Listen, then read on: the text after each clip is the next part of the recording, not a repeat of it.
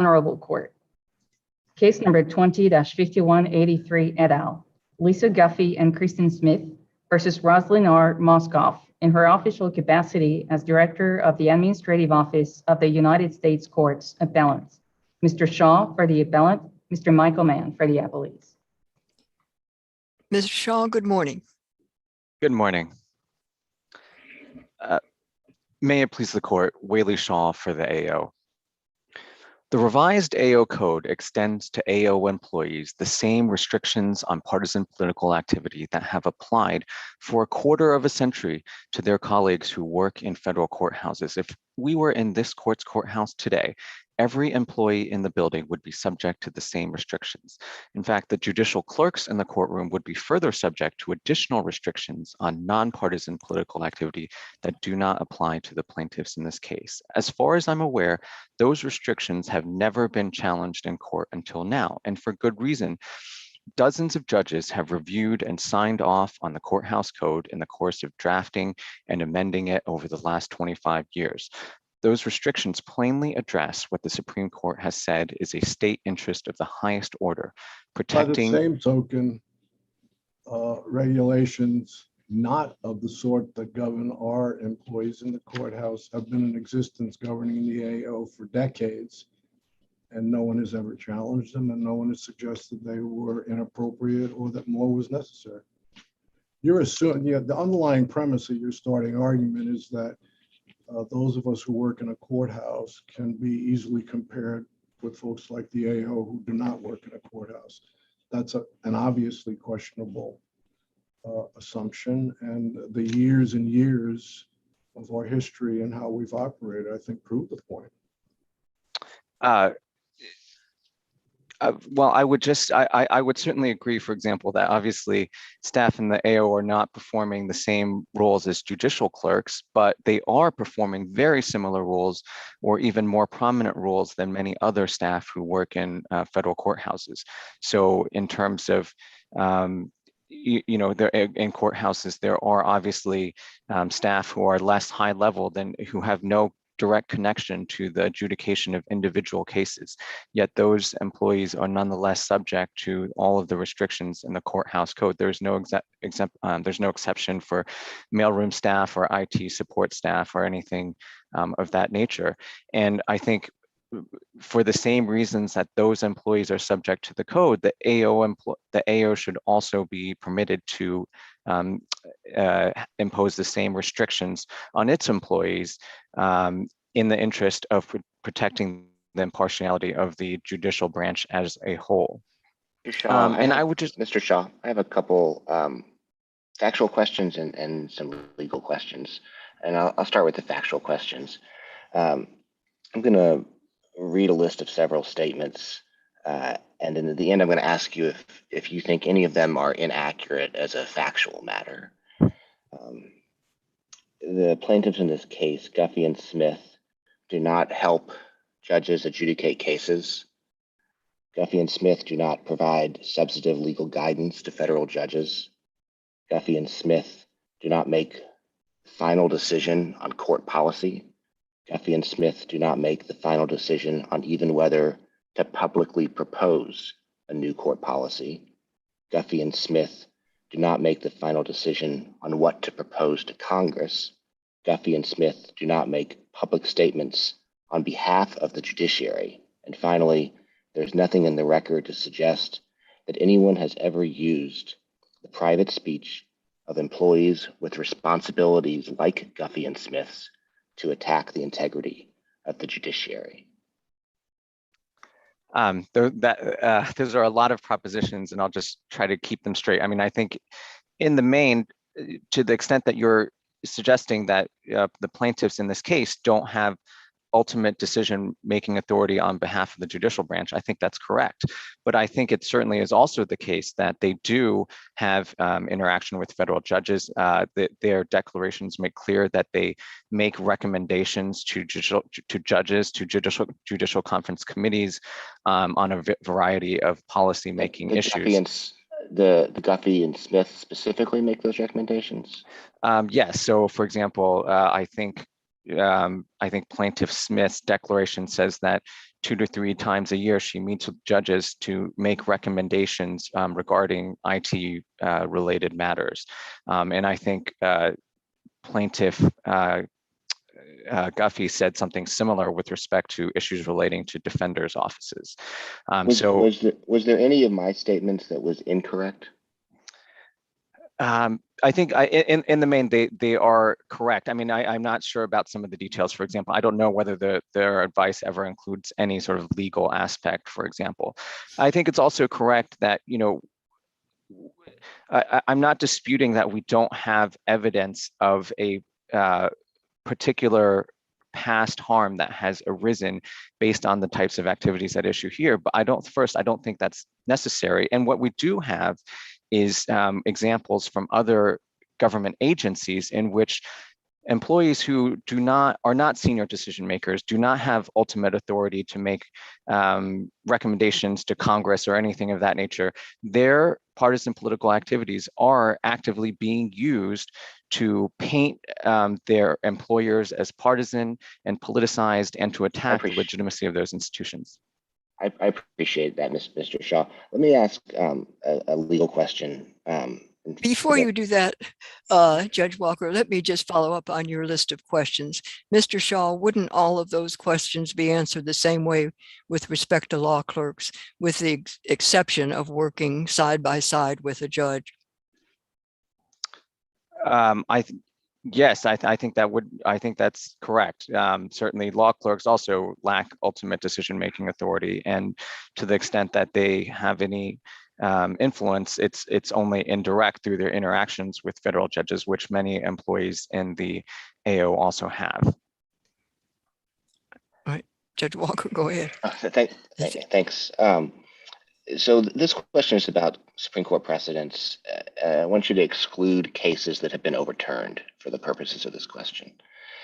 Other than Williams-Yulee, when is the last time the Supreme Court allowed the government to adopt a domestic perspective, content-based ban on political speech? I have to admit, I haven't sort of canvassed the case law on this, but I'm sure you have, counsel. Come on, you don't want to damn yourself like that. But I mean, certainly, I mean, we know that letter carriers is an example, and unfortunately, I just don't have another off the top of my head at this moment. And that's fair. I'm not sure I could find one more recent than letter carriers either. Let me ask one hypothetical, and then I'll try to get out of my colleague's way while there's still some time. Judges sometimes get accused of allowing their religion to influence their decision-making, unfairly accused of that. And we saw that perhaps most famously with Justice Barrett's nomination to the Seventh Circuit. Do you think that the AO, under your reasoning, could prohibit AO employees from making public statements with regard to their religious beliefs, or even prohibit AO employees from going to church, synagogue, or mosque? No, I think that obviously would not be permissible. And I think the reason is that we're talking about a balancing test, right? Certainly we have a state interest of the highest order in protecting the impartiality of the judicial branch. But at the same time, we are balancing that against— In the balancing test, why is political speech less important than religious speech? Well, I think it's been recognized for a long, for over a century at least, that in some cases the partisan political activities of government employees may be restricted to serve to protect the efficiency of the government service and to protect compelling government interests. So I don't think that there's never been any suggestion that, for example, there could be, someone could be prohibited from going to church to serve those same interests. I think that would be a far greater intrusion. It's fair to say it is a balancing test. If depending upon how you mean to use that word, you're trying to ride Williams-Yulee, and the Supreme Court pronounced a very tough test there. Even they allowed a certain prohibition. The majority was very, very clear in saying narrowly tailored to serve a compelling state interest. That's not a balance. The presumption is in favor of the speech. I don't think that That's the, a heavy burden to show exactly what the Supreme Court said was required. And if you read that case very carefully, despite how they came out on one issue, the court's test is tough. And that's why my colleague started out with the question, have you found any other case other than? There hasn't been any.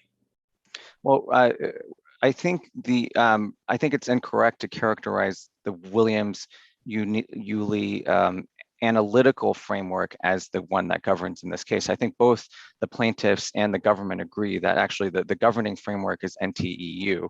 So it's not strict scrutiny. It's and what NTEU said is that the government must show that the interests of both potential audiences and a vast group of present and future employees in a broad range of present and future expression are outweighed by that expression's necessary impact on the actual operation of the government. So I think that is the governing standard. Williams-Yulee applied a stricter standard because that was applicable. You know, that case concerned the speech of a candidate for political office and not a government employee speech. So it did not. So to the extent that there was a heightened standard applied there, that doesn't govern in this case.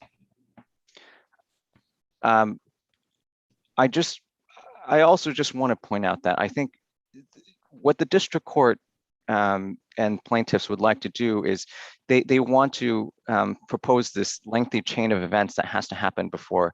I'm sorry, I realize that I'm over my time. That's okay. Go ahead. Let me ask you a couple questions that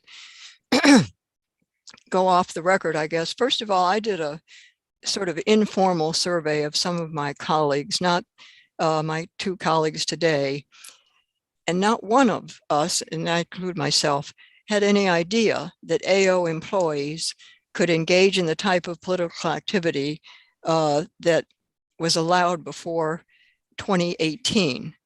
Now, what concerns me is not so much the public perception interest, that does concern me, the inter-branch, that does concern me, but the intra-branch.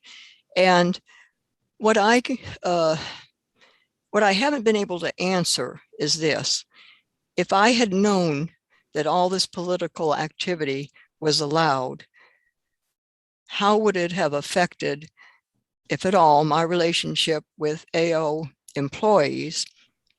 And I ask that, again, going outside the record, but in the last, I'd say less than a month, 3 Supreme Court justices have publicly warned against politicizing the judicial branch. And I've always believed that political activity of any kind is toxic to the entire judicial branch. So, and I guess my question is this: the district judge said that no judge there was no evidence of any judge in the record or whatever. I don't know how we can, on the one hand, disabuse ourselves of our own personal knowledge and role in this question. I think we have to, but on the other hand, how we ignore it. I think that's entirely right. I think there is a significant risk. You know, judges must be impartial and nonpartisan by constitutional design. And in doing so, they have to be able to rely on having advice that they can count on as impartial and nonpartisan. And I would just point out that this is Wait a minute. The existing regulations, things that are in place, prohibit AO employees from engaging in nonpartisan activity in their work. Right, that's right. But I mean, you can't ignore that. And that explains the past 40 years. The AO employees are responsible professionals. They have been, over the past 40 or whatever decades it's been, they have been prohibited from putting partisanship in their work. They have followed that regulation, and therefore we have never been adversely affected by it. It never crossed my mind that the politics of an AO employee would somehow adversely affect me, because my interactions with them about business, they know, do not involve politics, and I trust that, and it's never been an issue. Never.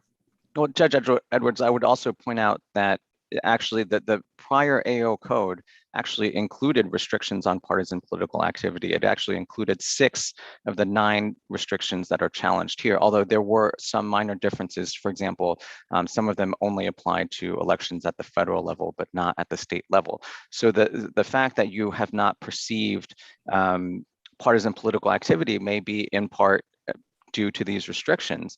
And I also wanted to point out that the very reason the AO exists is that the functions that many of the functions that the AO now performs were once performed by the executive branch, and it was perceived that that was unacceptable because it created an unacceptable risk of having partisan political influence on the judiciary. And that's exactly why these functions were moved to the AO, so that they could be performed in a manner that is not only unbiased and impartial, but also perceived to be such. And I don't think it's, we explain in our briefs that it's, we certainly believe in the professionalism of AO employees. Nonetheless, it is only human nature that if a judge receives advice on a politically charged topic and is aware that the employee giving that advice has indicated a strong partisan commitment to one side of the issue or the other, it is hard to believe that the judge will not at least question. They are prohibited from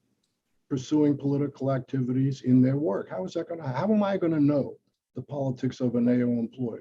They're going to send me a postcard? I don't understand what you're talking about. I really don't.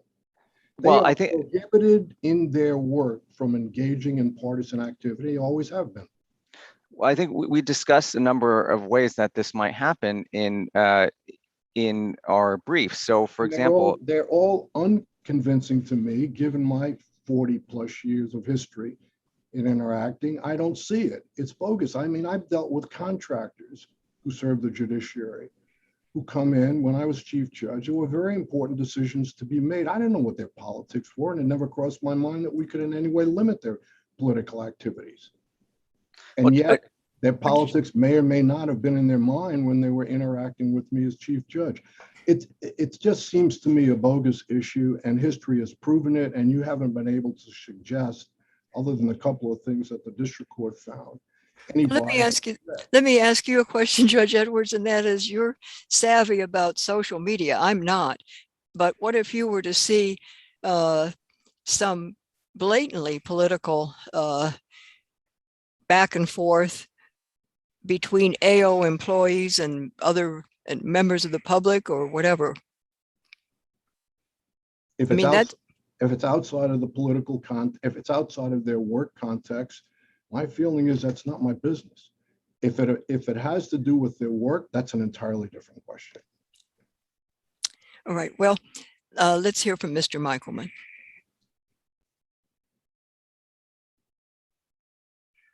Thank you, Judge Henderson. Scott Michelman of the ACLU of the District of Columbia for plaintiffs Guffey and Smith. May it please the court. The government has banned 1,100 employees from 9 core political activities without meeting its heavy burden to justify an ex ante speech restriction. Under the code, excuse me, Judge Edwards. What test do you want us to apply? NTEU, Judge Edwards. Okay. There needs to be the balancing, as Mr. Shaw said, we agree on this, a balancing of the interests of both potential audiences and the vast group of present and future employees in the broad range of their present and future expression must be outweighed by the necessary impact on the actual operation of the government. And I think all those words are important because are you challenging the aspects of the code that have changed only? No, Judge Walker. There are a few aspects of the code that have been broadened, as Mr. Shaw noted, where there was a restriction in part, and now there's a broader restriction. We think the whole restriction as to political activities with both federal and state level are problematic because these are just such core aspects of political participation. Do you agree with what I think was a premise of some of Judge Edwards' questions, that on the grounds of the AO's building, and I would suggest even the parking lot of the AO, that there's no place for political bumper stickers, political buttons, political speech? Absolutely. And I think, Judge Walker, that shows why the AO's new code is not appropriately tailored. And that is an independent ground on which we win, even if, even accepting the government's interests. They have plenty of alternative means that they've already put into place, either in this code or in the prior code. Do you have a sense, and maybe Mr. Shaw will know on rebuttal if you're not sure, what's the rule for soldiers when they're off base, off duty, and out of uniform? Do you know if they're allowed to express political opinions?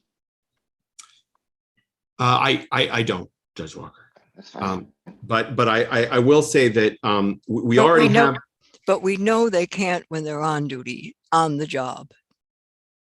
I would be astonished if they could, Judge Henderson. And I think similar prohibitions are already have been in effect either in the current code that we haven't challenged for the AO, or in the prior code banning the use of the conduct of political activities on duty with government resources, or while identifying as AO employees. That was all in the 2016 code at JA 84.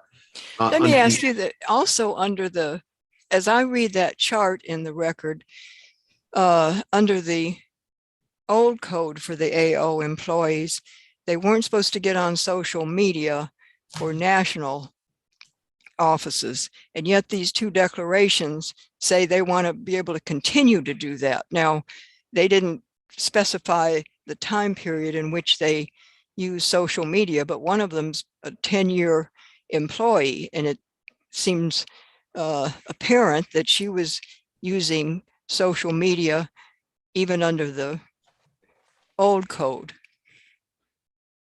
I'm not sure. I'm not sure at all that that's clear from the declaration. Or she said she wants to continue to do these things, including social media, which she wasn't allowed to do with respect to national offices ever under the old code.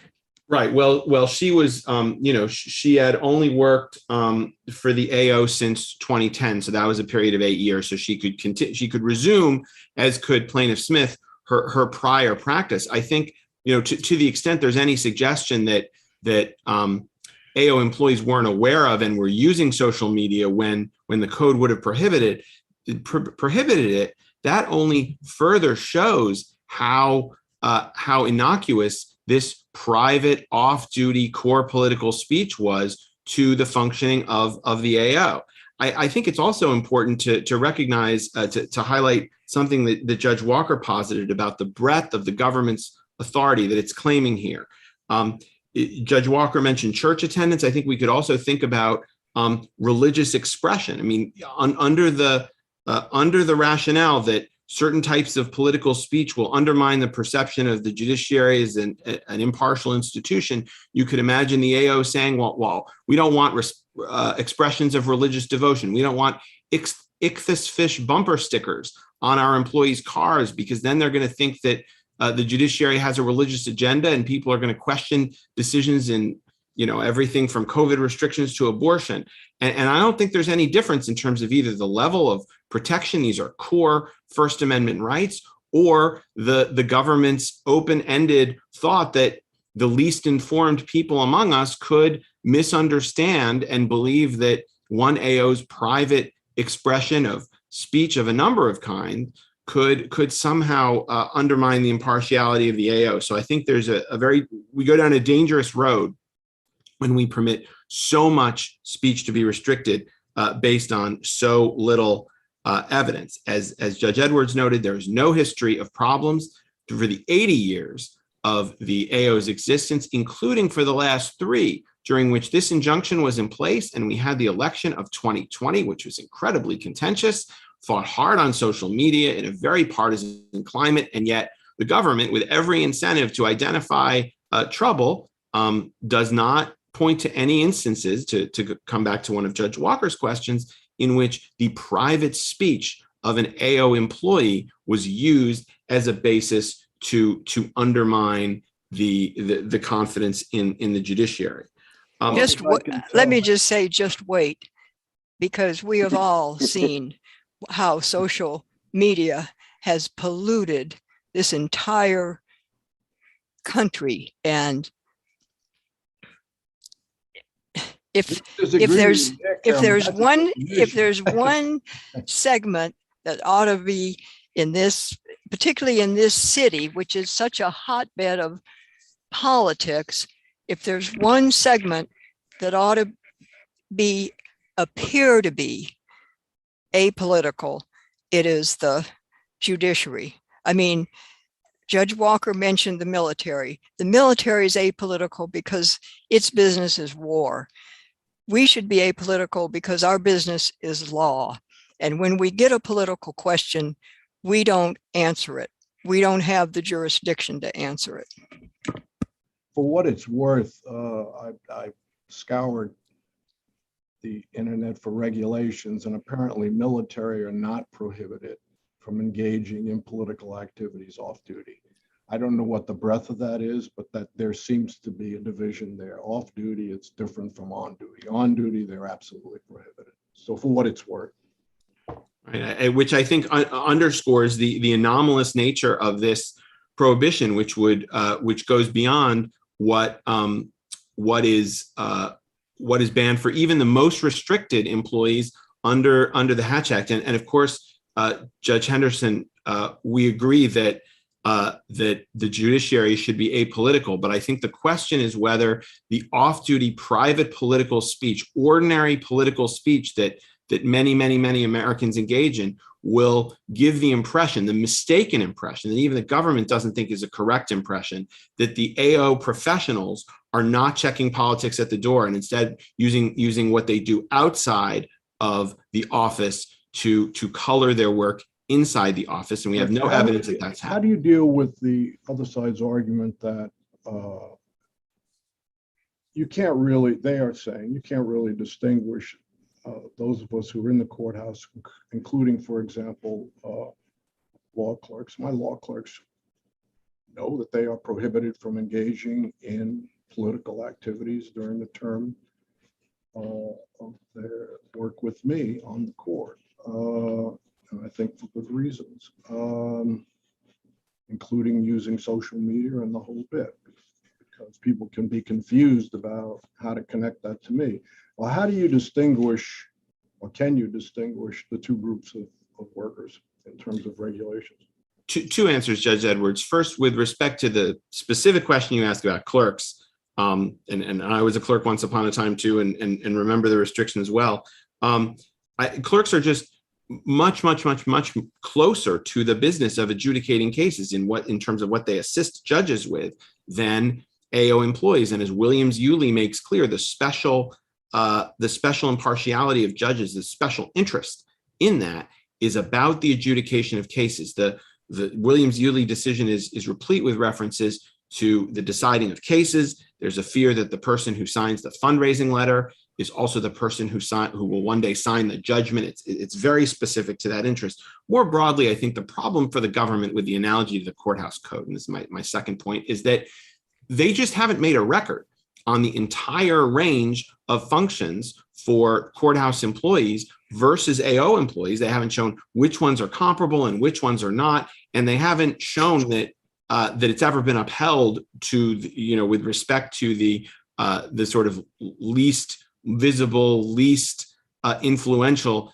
members of court staff. And so that's really an unformed analogy. There's just not enough there for the court to make, I think, a meaningful comparison, particularly when it's the government's burden that the court in Janus referred to as close to exacting scrutiny to meet to justify this code. And I see that I'm out of time, but if I could just briefly address the cross appeal two issues with the court's permission. Go ahead. Thank you, Your Honor.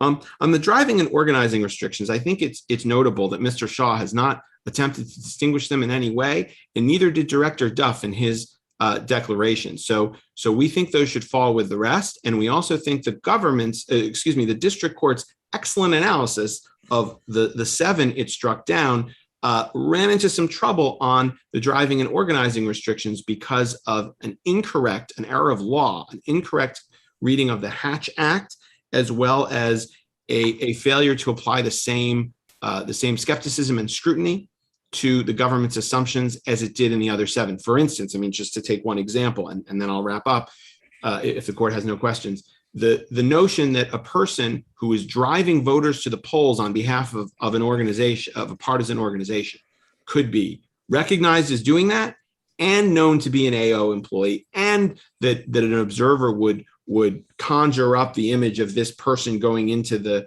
Thurgood Marshall building the next day and wreaking havoc with the judiciary's impartiality is hard to believe, when the person who is driving may not be seen, may not be recognized, may be driving friends, may be driving family, may be driving on behalf of a nonpartisan voter assistance organization, which would be permitted. So I just think the district court's logic on these two does not hold up, and notably neither the government nor anything it's put into the record had suggested the driving and organizing restrictions are somehow especially important, or those activities are especially bad such that they should be upheld when the other 7 fall. And so in sum, I would urge the court to remember the burden, the strict burden under NTEU, the huge swath of ordinary political activity that the AO seeks to ban, and recall that the government has no actual examples of harm coming from the sort of everyday political activity that we invite and even expect from the people in this country. Well, let me just say, I think you need to reread Director Duff's declaration. I found it compelling. But anyway, let's hear from Mr. Shaw. Why don't you take 2 minutes? Thank you very much. I'd like to begin where my colleague left off with the cross appeal. The 2 restrictions that were affirmed by the district court are also present in the Hatch Act, and those restrictions were upheld as to all federal government employees by the Supreme Court twice, in Mitchell and then again in letter carriers. And since then, the Supreme Court has never suggested that there's any that any of its later holdings have called Mitchell and letter carriers into question. In NTEU itself, the Supreme Court cited the Hatch Act with approval. It said that Congress effectively designed the Hatch Act to combat demonstrated ill effects of government employees' partisan political activities. We cite a host of circuit court precedent in our brief in recent years, continuing to affirm the validity of letter carriers in Mitchell. So I think it's unquestioned that though that the Hatch Act is still valid, those restrictions in the Hatch Act are still valid. And if those restrictions are still valid with respect to executive branch employees, they certainly have all the more force for employees of the judicial branch. I also wanted to point out that, go ahead. And I don't want to take away the time for your last point, so please go ahead. No, that's fine. Please go ahead. I have a question about remedy, Mr. Shaw. If we disagree with you about the merits with regard to Guffey and Smith, can you give me an argument for why we should only enjoin this policy with regard to Guffey and Smith and not beyond the 2 plaintiffs? Yes, absolutely. And I think we fully fleshed that out in our district court summary judgment brief. I probably don't have the time to recap that now, but we do. That was our position in the district court. We have not renewed that argument on appeal, but certainly if this court thinks it appropriate, we think that it would be appropriate to confine the injunction to the 2 plaintiffs. You keep saying the Hatch Act applies to all federal employees. That's not correct, is it? Yes, you're absolutely right. And I'm sorry, I did not have time to clarify that the Hatch Act at the time it was upheld did apply to all federal government employees.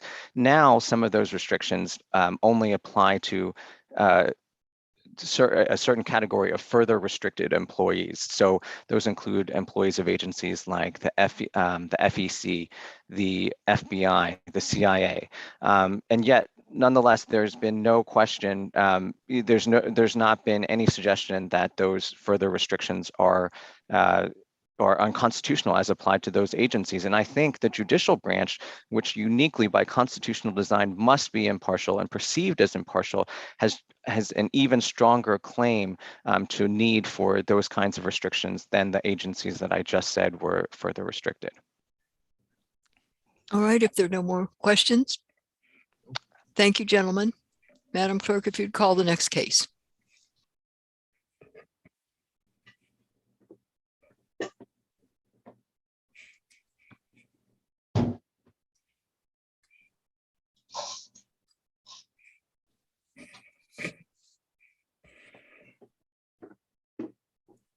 Case number 20-5202, Mohammed Jibril, individually and on behalf of their minor children, YJ and OJ et al., appellants, versus Alejandro Mayorkas in his official capacity as Secretary of the Department of Homeland Security et al. Ms. Jump for the appellants, Mr. Waldman for the appellees. Ms. Jump, good morning. Good morning, Your Honors, and may it please the court. My name is Christina Jump, and I am representing the Jibril family. They are a family of 7 members who were separated, questioned, searched, detained, and suffered harm at the hands of the defendant appellees here. They were separated from their 2-year-old and other minor children, all of whom were patted down and searched extensively with long delays over 2 incidences or 2 time periods which are set forth in the complaint. They articulated clear and individualized harm, and they challenged the reasonable belief of their continued placement in the terrorist screening database run by the Terrorist Screening Center. Do they challenge their include? I'm sorry? Do they challenge their inclusion on the list, or do they only challenge the trip process? I interpreted the complaint to challenge the trip process, but not their actual inclusion on the list. Is that correct? Your Honor, through the complaint, they are challenging the fact that because they reasonably believe that they remain on the watch list, they are challenging the procedures as they applied to them, and they're challenging the actions which took place both through the 4th Amendment, 5th Amendment, and then APA claim. And when you say the procedures that apply to them, you mean the TSA trip procedures? The trip redress is the only avenue that's available to them for seeking any redress, any kind of resolution of the matter, and to get any kind of post deprivation, essentially resolution or restoration. And so we are challenging those procedures and processes. We're also challenging the fact of what happened during the actual search, right, all of which is based on their presumption that they reasonably believe that they are on the watch list. Do they intend to travel in spite of their belief that they're on the selectee list, or are they saying we would travel were it not for our inclusion on the selectee list?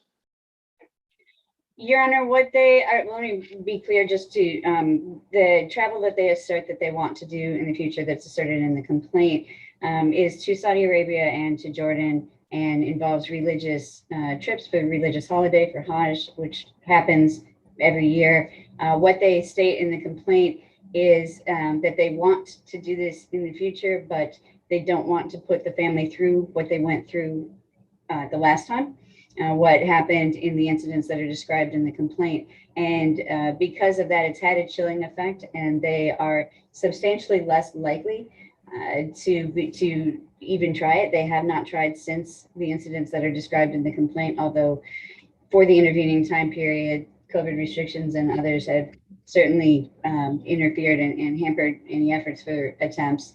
I would point out that at the current time, the Department of State lists Saudi Arabia as a level 4 do not travel advisory due to COVID concerns, and also lists Jordan as a level 3 heavily encourage reconsidering travel due to COVID concerns, just to give the current framework of what's available to them. But as they've stated in the complaint, they have family members who have been traumatized by the experiences, which were more than mere inconveniences. They were more than incidental. We're going well beyond. In Lujan, the court said no standing because the possible travel was not impending. And from what you've just said, it sounds like the Jibril's travel is not impending so long as they believe they're on the selectee list. Your Honor, they've identified specific reasons and time periods that they want to travel, that they intend to travel. For example, for Hajj, which they list in the complaint at Even if they're on 130. this, even if they're on the selectee list. They want to and they intend to. They would like to be able to do so without having the entire family go through this again, without being separated from the minor children and without the substantial delays which occurred. I'm not trying to be difficult. I really am just trying to get some clarity, and it's not meant from a hostile place.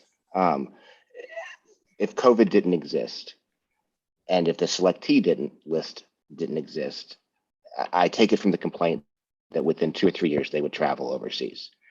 But the selectee list does exist. So take COVID out of the picture. So long as they believe they are on the selectee list, do they nevertheless intend to travel overseas within the next 2 or 3 years? Yes, they do, Your Honor. Okay. And Thanks. I would also point out that in Lujan, that language applied to the motion for summary judgment stage, and not for the motion to dismiss stage where we are here. The same is true as well of the El Hadi case, which the government's counsel has thought or had cited and relied on previously out of the Fourth Circuit.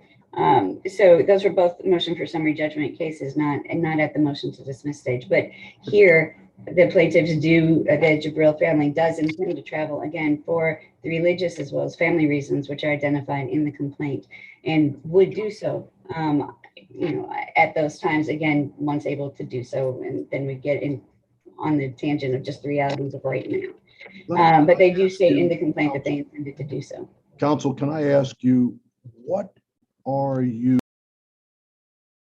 this is about the cause of action, but I'm trying to get a better handle on what's before us. You're not seeking nominal damages for whatever injury was done to them at the time that they took this last trip, as I understand it. So that's not before us. Your focus seems to be on a request for injunctive relief going forward. So there's a question about, that's what my colleague asked, do we know that they're really going to travel again? But what is it that you mean to say about statutes or regulations that allow a person to be on the list?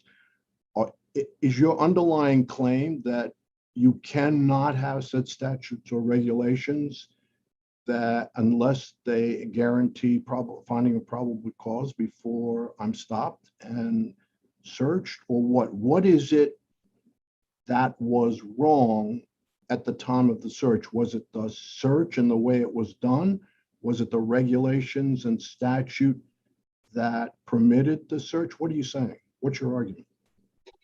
Yes, Your Honor, we're saying that the way that the search was done and the extent of the search, without any reasonable suspicion, without anything that is set forth to give reason to target this family. So you're saying if the statute, or are you saying the statute and regs permit that the government has the right under the statute and regs to stop and search someone in these terms without a showing of probable cause, and therefore the statutes and regs are impermissible and unlawful? Is that what you're saying? We are saying that, Your Honor, and we are also saying that as it applied to these individuals, that the regulations allow far too much leeway that we believe contravenes the law, particularly where they don't relate to reasonable suspicion. We are also saying that as it happened with these individuals, even that the officials went beyond even what is listed in those regulations. So both that as it happened with them specifically and what the regulations allow are both inappropriate. So you're saying there's a facial challenge to the regs and the statute that would allow the TSA or other agencies to stop someone in the airport for an extended search. You're saying that's facially invalid. Any such statute or regulations that allows that, absent of showing a probable cause, is unlawful. Is that what you're saying? I believe, Your Honor, that we actually say reasonable suspicion as well as probable cause. But what we're saying is that weighing the competing interests, what is written and how it is currently written exceeds what is reasonable and what the law permits. Not that no searches should occur as certainly they should, but that what occurred here is not what was standard. What occurred here went far beyond what the average traveler endures and No, I went mean, far that's beyond. what I'm struggling with. I hear what you're saying, and at some level, it's frustrating that we have to deal with things like this. But there's some would say for good reason we do. But in any event, I'm trying to understand whether you're saying, look, facially, these regulations in this statute are simply impermissible because they allow government officials to do something that we don't allow as a constitutional matter or whatever else you're arguing. Is that what you're saying? Or are you saying what happened to these people was, as applied, was impermissible because it was beyond what is permitted? What are you saying? We're saying both, Your Honor. We're saying that as currently written, the regulations that DHS has provided itself with far too much authority, that they have permitted themselves to be far too invasive and to have searches which are far more extensive. Again, we have the Fourth Amendment claim as well here, and not just the Fifth Amendment claims, and that they exceed the scope of what is lawful, particularly when we're looking at reasonable suspicion, which should be involved here and come into play. And then we are also saying that even with those expansive authority that the DHS regulations grant to the agencies, that they exceeded those, and that here, even if those are found to be lawful, that the treatment of this family and the treatment of separating the minor children. It's not any statute you're challenging is unconstitutional, but the regulatory regime. Is that what you're saying? Correct, Your Honor. We are challenging regulations. Specifically, what regulations? Yeah, that's my next question. What regulation is at issue? Exactly We are challenging the DHS, first of all, the DHS trip framework, and which. No, wait, at least for me anyway, that's not going to be helpful, because if I'm trying as a judge to figure out what are you resting on here? What's your legal challenge? And if it's not the statute and it is the regulation, then I as a judge want to know, well, what in the regulation do you say is impermissible? That's different from your as applied. I realize you have as applied. They did more than they're allowed to do. But I'm trying to figure out what is the facial challenge to the regulation, because I missed it, that you're making.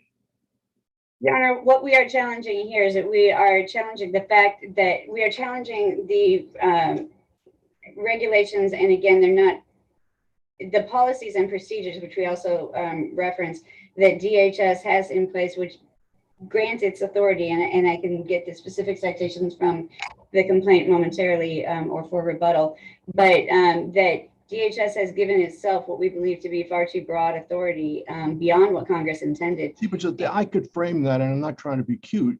I could frame that to be to suggest that what you mean to say is the government has given itself the authority to make mistakes and to hold up people who shouldn't not be held up, and that's impermissible, or what?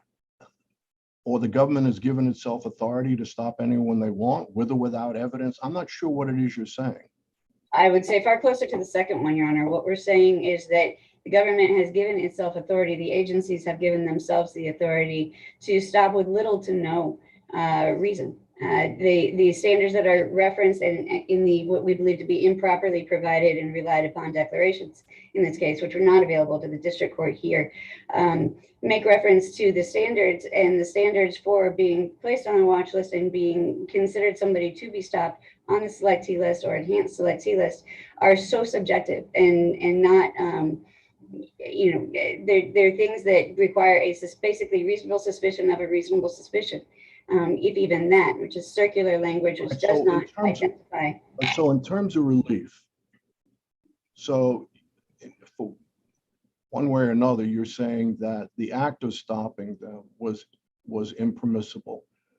And I guess that's under your category of declaratory relief. And then you're seeking injunctive relief, that is the going forward relief. What in particular are you putting under the category of declaratory relief? You're not seeking nominal damages. So whatever happened, it's beyond us now. So are we simply into the category, because we got to deal with the Supreme Court's most recent case, TransUnion, whatever, I think I have it right, distinguishing between declaratory requests for declaratory relief and injunctive relief. Because if it's strictly the injunctive relief, then you very much stuck with the problem of how do you deal with the case law that says you have to show us that this is likely to happen again. And Your Honor, what we're seeking is for the declaratory relief, we seek in the prayer of the complaint a declaration that the plaintiff's rights were violated under the Fourth Amendment and under the Fifth Amendment for lack of due process. And we are seeking that a declaration that the regulation, that the defendant's actions were arbitrary and capricious and violate the APA. So those are declarations which are available. And then and then seeking a declaration that the defendant's policies, practices, and customs, including DHS TRIP, but not limited to just that, violate the APA and the Constitution and fail to allow for a meaningful opportunity to be heard. And what we seek would be an order that DHS TRIP be ordered to revise its policies to provide plaintiffs and persons like them with a meaningful opportunity to challenge their apparent inclusion in the terrorist screening database and any selectee list or watch list, and to re-examine the plaintiff's inquiries and to have DHS TRIP revise its procedures to allow for that. You have to show a likelihood of future injury. Yes, and we believe that we do by stating that they do intend, again, to travel in the future as identified in the complaint. They have an extended history of traveling overseas over Have you shown that they are on a list that will make them vulnerable? Correct. And the reason that Correct we believe what? that You have shown that? I'm sorry? You have shown that they are on a list that will make them vulnerable? We believe that They're for this still stage, on a list? for the motion to dismiss stage, that we have shown that there's a reasonable likelihood based on the treatment that they underwent and based on the letters which the family received in response to their DHS TRIP complaints, which were not identical. At least some, we believe, remain on the watch list. We cannot get confirmation because the government holds all the cards on that, on stating whether they're on the watch list or not, or allowing them an opportunity, meaningful opportunity to challenge that placement. That's not at the Jibril's, it's not something they have an ability to access at this time. It's not something that they have the capability of confirming for sure, but we do know that the family received two different letters. Not every family member received identical letters as a result of the DHS TRIP complaints. And so they reasonably believe that they remain on a watch list. And which watch list, we don't know. And we can't prove that at this point. That's why we would like the opportunity for discovery to go forward. And through discovery, we may find out that they're not. We may find out that their belief is mistaken, but right now we don't know that. And we may be able to find out that they are. We may be able to have that proof to be able to confirm that. But all of that evidence is in the hands of the government. They used the only redress option available to them, which is DHS TRIP, and they didn't get anything from that. So they have a reasonable belief that based on what they did get, which is just the letters at the conclusion, which did not match, which are different as to different family members, that they reasonably believe that they continue to be on a watch list. Those other questions we believe would be more suitable for the motion for summary judgment. What do you think is the % chance that they are on the selectee list? I would believe 90 or greater.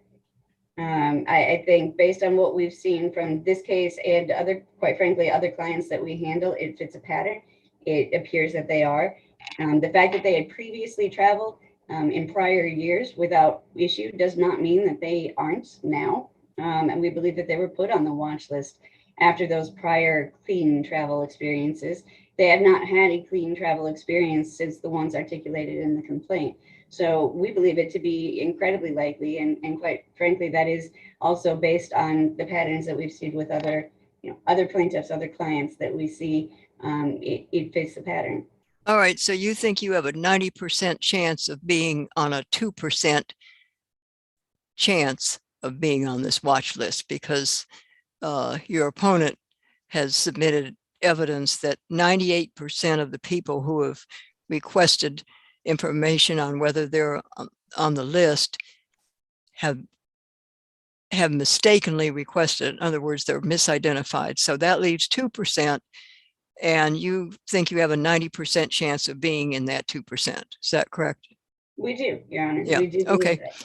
All right, if there are no more questions, we'll hear from Mr. Waldman, but Ms. Jump, if you would, while he is speaking, if you would find for me the allegation in the complaint in which you expressly say that but for this past treatment, your clients would travel again.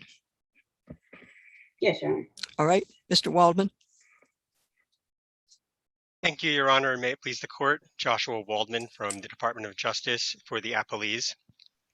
The district court correctly held that the plaintiffs have not met their burden to establish standing by showing a substantial likelihood of future harm.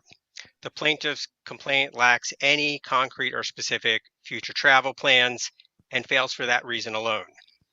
But even if they had overcome that hurdle, the allegations about 2 trips 3 years ago do not and would not give rise to a plausible inference of a substantial risk that plaintiffs would be subject to the same types of security screening during any future travel, especially in light of their concession that they've flown multiple times over many years without experiencing any such security screening. Mr. Waldman, do you have an answer to the question I asked Ms. Jump? What do you think is the percentage chance that at least Mr. Jibril is on the selectee list?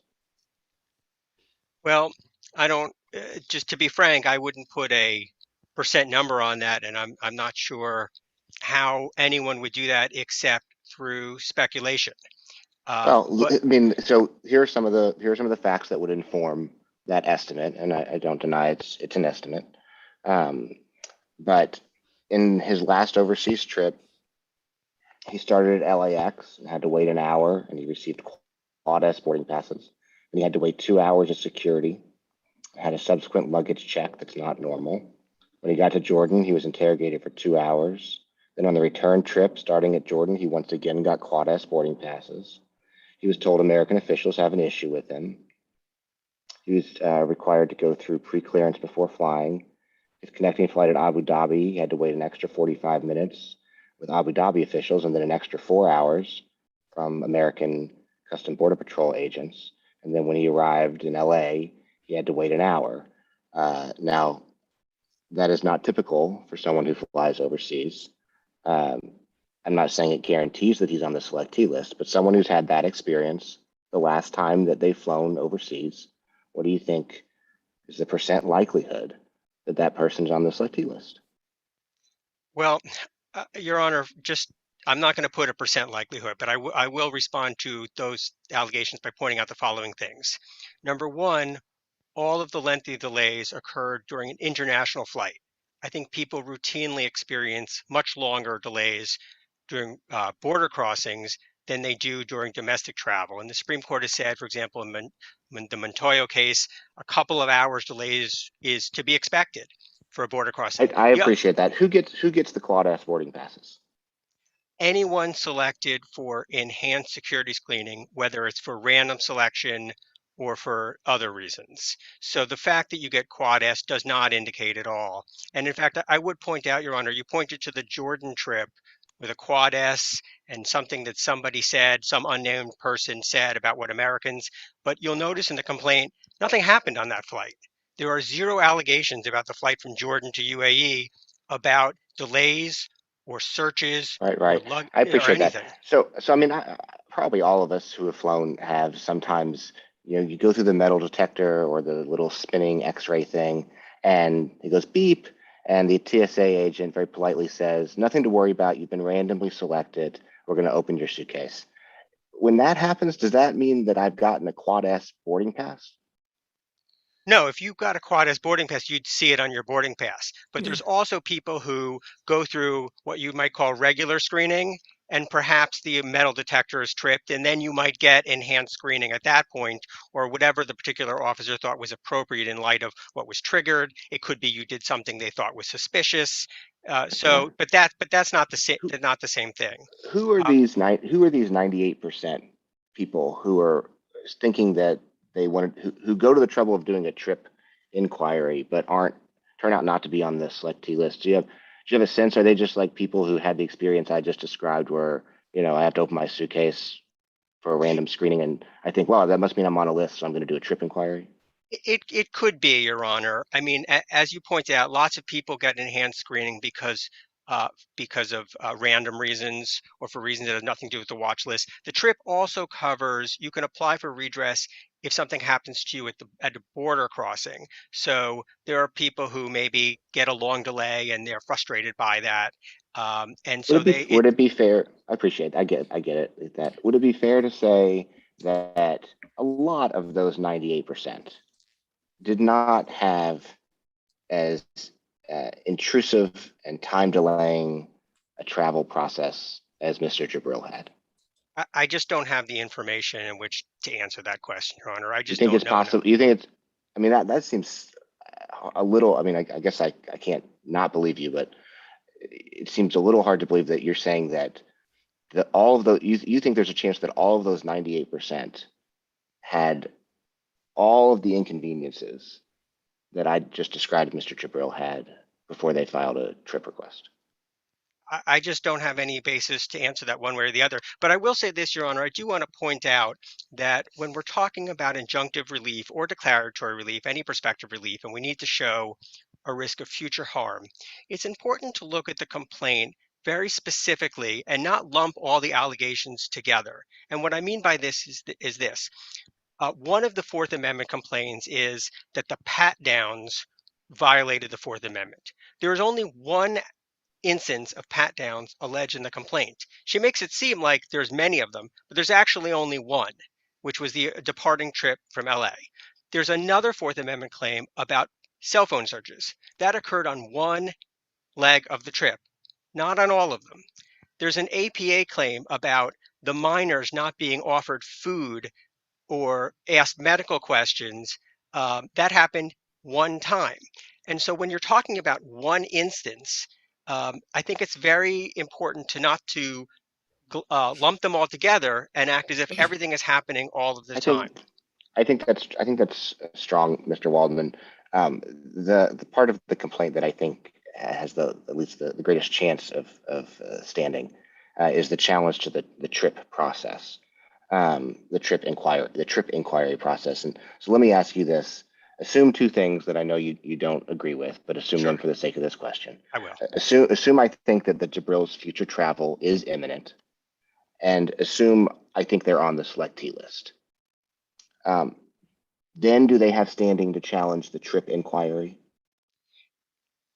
If you think that they have shown a substantial likelihood that they will travel in the future and a substantial likelihood that they remain on the list post the trip process, then yes, Your Honor. And in fact, I think it's important to point out, we don't contend that you can never have standing. And in fact, the most recent case, Al Hadi case, if in the Fourth Circuit, we did not contest standing in that case because of the particular allegations there.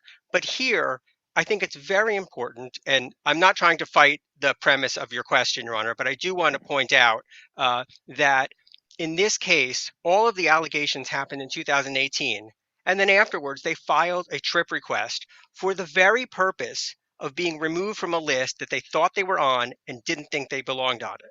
And then after getting the response, they immediately rushed to federal court. They did not travel again. They have not attempted to travel again. And I think even if they get over all of the hurdles about allegations of future plans and that they can show that they were on the list, I don't think that there's, in my mind, any plausible inference that they can draw based on the allegations of their complaint. What about inferring from the different response that the young child OJ received? Imagine I am asked 6 questions, and for one of the 6, I say like, no, I wasn't at the murder scene, and then for the other 5 questions, I say, no comment. Wouldn't you draw? Imagine I was asked if I was at 6 different murder scenes, and so one of them I say, no, I wasn't there, but for the other 5 murder scenes, I say, no comment. Wouldn't you draw an inference from that?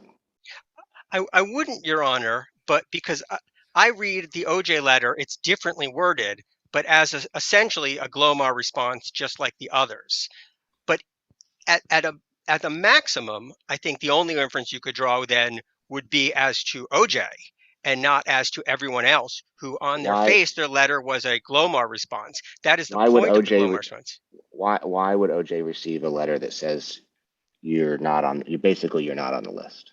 Well, let me put it this way. There are a number of reasons and factors why the TSA sends out different letters under different circumstances. I can't, unfortunately, for the same security reasons that we don't disclose status, disclose those things. So I can't really get into that further. But I would say this, I think it is whatever inference you might want to draw as to that one letter. And I think that that's a GLOMAR letter. The others, very clearly, there's no inference to be drawn about the others, which just say we don't confirm or deny. Okay, I appreciate it. All right, let me ask you. Go ahead, Judge Edwards. Okay. You say if they have shown or presented enough to survive motion to dismiss that they will travel in the future and that they're on the select list, they should be allowed to proceed. I think that's accurate. I don't see your case on looking at the existing case law. I don't see your argument. I'm not compelled by your argument. That's why I'm raising it with you on their failure to show that they will travel in the future. I think they're way beyond what Lujan and the other such cases required, and they've done all they have to do. They have consistency in what they've done in their travel, and they've said there's nothing to suggest we won't. We're going to do it again. And I think Lujan suggested that's plenty enough. What is it that you are saying with respect to whatever you think they have or have not said about being on the select list? Well, I'd say a couple of things. And what more could they do, given what the government is willing to, they were on it. The government has not said they're off of it. What more are they supposed to do? Well, for example, in some of the other cases, Your Honor, that we've seen where we have not contested standing, like Al-Hadi, you had people who had travel post-dating their trip complaint and alleged that they continued to have the similar types of experiences. Well, surely that isn't a legal requirement, is it? That's an onerous, that's a terrible requirement that if someone is now afraid, legitimately afraid, and they want to get this cured up, straightened out, so they want the court to give them some help, you're going to say, no, you have to go first try and travel again? That can't be the law. Well, I'm not saying that that is the law, Your Honor, or a requirement, but you asked what they could do, and I'm giving you. I mean, let's assume that is they did, and it doesn't hurt their case in any way. So what else? So I'm not sure if you're asking about statements about intent of future travel or about showing that they're on a watch list. They made the statements about intent for future travel. Okay. I do think it's important to realize, too, that some of the statements about it, like, for example, the husband statements in the complaint are different from the things that the rest of the family does. And so you might view that differently. In addition, as I was saying before, take, for example, the APA claim about not asking questions about medical condition and not offering snacks to the minors. I think that happened one time. And no, you get into the particulars of the claim. Yes. I'm focusing on how do they survive a motion to dismiss. You can find out the particulars in summary judgment or trial. You said they only need two things. They have to show that they're going to travel in the future, which deals with a standing issue, and that they're on a selectee list. I don't know how they failed that enough to avoid getting beyond motion to dismiss. I think it's, for me, it's an easy case that they've shown likelihood of traveling in the future. On the selectee list, I'm not sure what you're saying. What else did they have to show that they didn't show?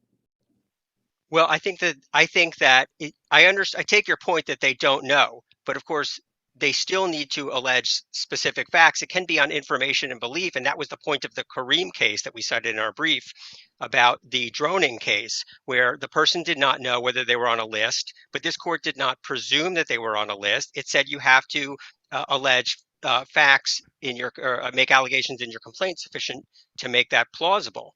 And it's our view that the fact you're on the list, you know you were on the list.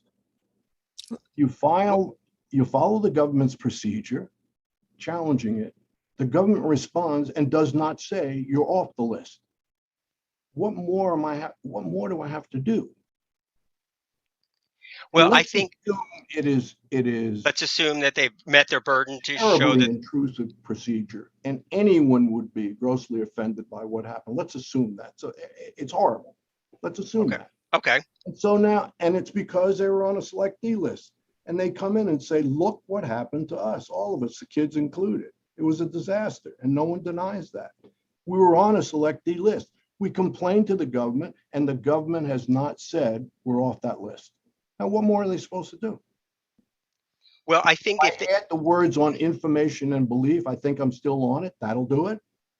no, Your Honor, but I do think that if you had part of our argument is the relationship between what we think they haven't raised enough of an inference that they were on the list in the first place goes in tandem with, even if they had shown that, they can't show that they were not removed from the list or that they would remain on the list in 2019, having sought that very relief. So we think if they had made allegations before 2018 that showed perhaps a series of trips over time in different times, they might raise a better inference that they were on the list to begin with. But we don't think that they've raised that inference here. But even if you disagree with us, and I take your point that maybe you don't, that's an argument that goes only to watch list and doesn't go at all to, I think, the Fourth Amendment and the APA claims, which were instances that happened that were about the manner in which a search was carried out. And there, where you're seeking injunctive relief, it's my view that when you only have something happen to you one time and only one time, that you can't show a substantial likelihood that it's going to recur again. That's Particularly, Lions, right? Isn't that Lions? That's got to be right. I think that's right. That's particularly when in the same trip you alleged, say, a pat down going, but no pat down coming back, and yet your Fourth Amendment claim is I was pat down. I think that's Lions. Lions, the substantive issue was mooted out because the city took it off the table. We've changed the policy, they said. So the city is acknowledging the existence of the policy in Lions. And they said in that case, the plaintiffs can't show that they're going to be subject to, and it's gone in any event. But that's not what's going on here. Yes, but I do think that the fact that you say there's an ongoing policy does not itself show a future risk, a likelihood of substantial risk of future harm. And that's Clapper. There's an ongoing policy there, but they can't show that there's a future risk of harm. You always have to show the substantial risk of future harm in order to get prospective relief, whether it's an ongoing policy or not. And I think we. Curious, and I'm just curious to hear your answer. I mean, the thing that's curious to me, it's perplexing. I can't figure out what it is if you're in a situation where there's no way my family and I want to face this again. This was really horrible. And I'm not going to go out to the airport right away and let's see if we can stir it up again. I want to get some relief.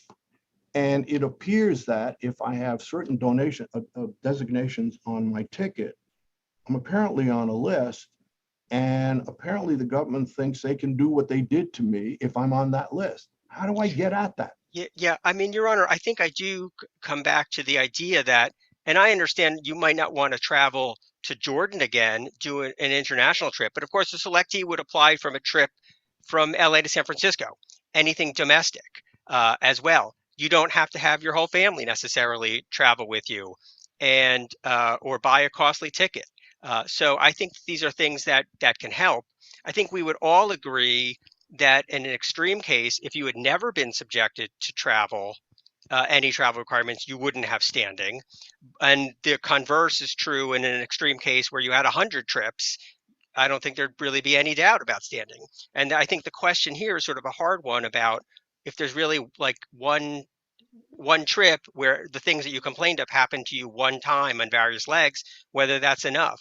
And it's our view that it's not sufficient to show either that they're likely to be that they were on the list in the first place, or that they would remain having sought redress specifically for that. And I think there's also a little bit of have their cake and eat it too aspect, which is to say, our allegations and complaint definitely show that we're going to do something in the future, yet at the same time, we're just not going to travel again because of what we fear might happen to us. I don't think that you can do both. I think you have to sort of pick which one you want to go with and go with it. That's our view here, Your Honor. And I'm happy to answer any other questions. I see I'm I have a Judge Henderson, question. yes. I have a question, and it has to do with redress. I believe Judge Lambert did not.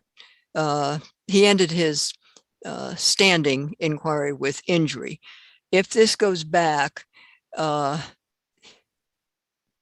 what type of redress, considering all of the confidential, classified, secret, whatever information can they get at?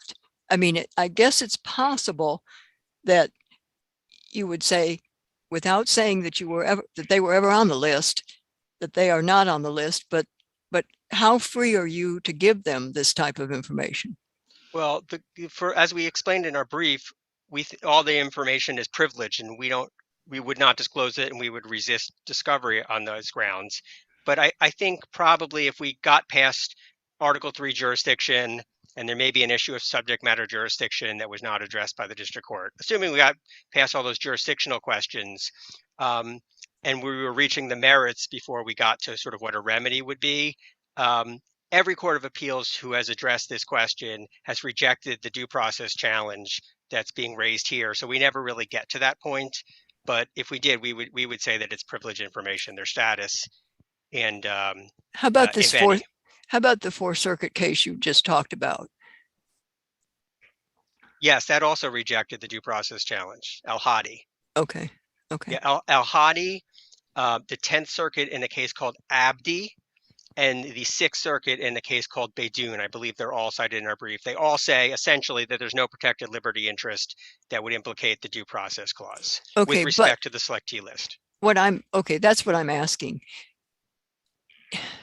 As part of redress, can you find out if you were on the selectee list? No. Have the courts? Okay. All right.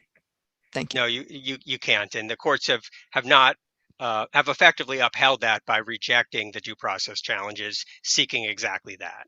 All right. Okay.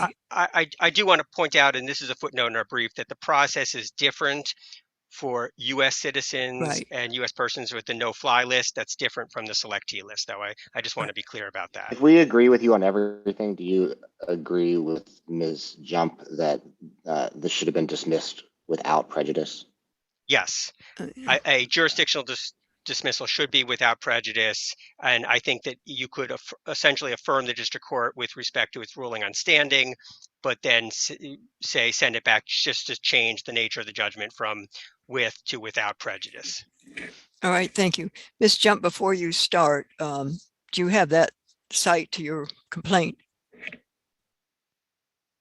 Yes, Your Honor, I do. I would point out that in paragraph 144 of the complaint. 144, you don't need to read it. We're in a hurry here. So 144, anywhere else?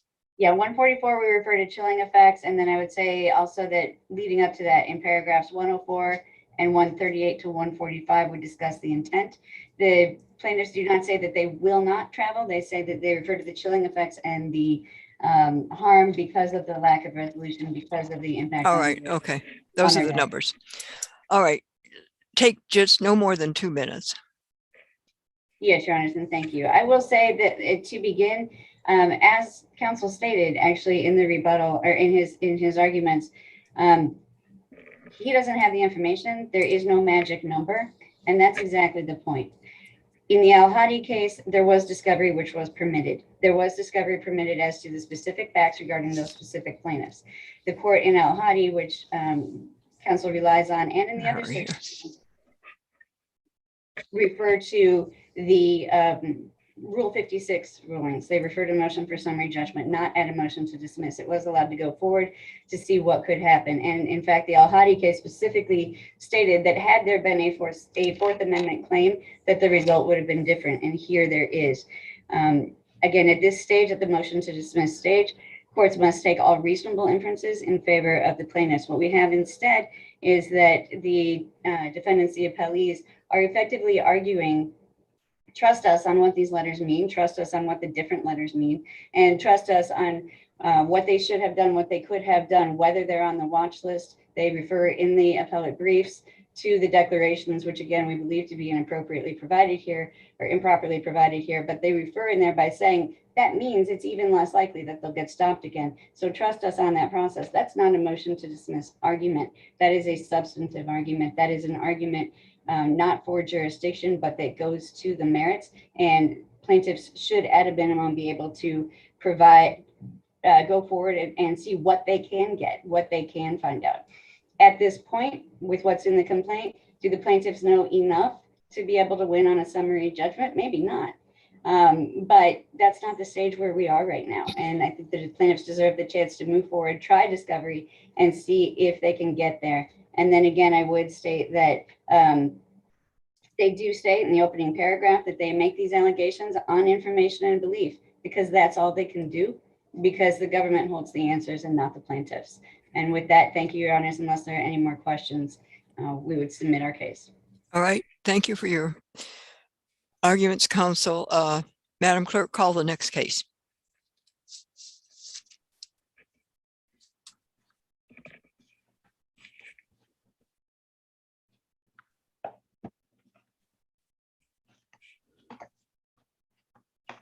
Case number 20-1222, United Airlines, Inc., petitioner versus Transportation Security Administration.